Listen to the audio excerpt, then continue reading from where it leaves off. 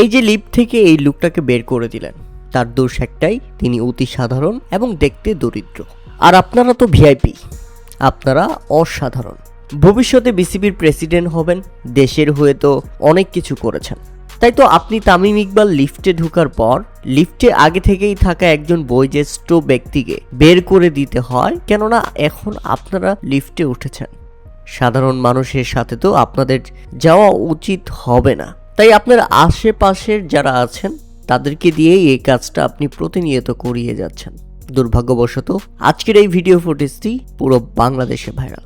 আপনি তামিম ইকবাল সেখানে ছিলেন, কোনো প্রতিক্রিয়া দেখাননি, বরং এই লোকটাকে যখন বের করে দেওয়া হয়, অসহায়ের মতো লোকটা যখন চলে যাচ্ছিল, কোনো অভিযোগ না করে মনের মধ্যে অভিমান নিয়ে আপনি তামিম ইকবাল সেই লোকটা বের হয়ে যেতে দেখছেন দাঁড়িয়ে দাঁড়িয়ে, এবং বের হয়ে যাওয়ার পর আরেকজনকে ইশারা দিয়ে আপনি লিফটে নিয়েছেন যে হ্যাঁ, গরিব লোকটা বের হয়ে গেছে, এখন তোরা লিফটে আয়।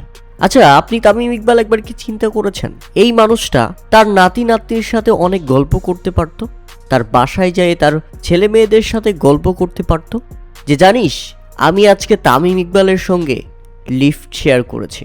বাংলাদেশের দেশ সেরা ওপেনার, বাংলাদেশের ড্রেসিং ওপেনার, যাকে আমরা আগে কলিজা আলা খান বলে ডাকতাম, সেই খান সাহেবের সঙ্গে আমি আজকে লিফটে একসাথে উঠেছি এবং তামিম ইকবালের সঙ্গে আমার কথাও হয়েছে। কিন্তু আপনি তামিম ইকবাল সেই স্কোপ রাখেননি। আবার এটাও যদি আপনি চিন্তা করেন যে ভদ্রলোককে বের করে দেওয়া হচ্ছে লিফট থেকে, বলা তো যায় না ওনার নাতি নাতনি একদিন আপনার থেকেও ভালো ভদ্র চ্যাম্পিয়ন খেলোয়াড় হতে পারে। আপনি তামিম ইকবাল তাকিয়ে দেখছেন, কিন্তু মানা করেননি একবারও।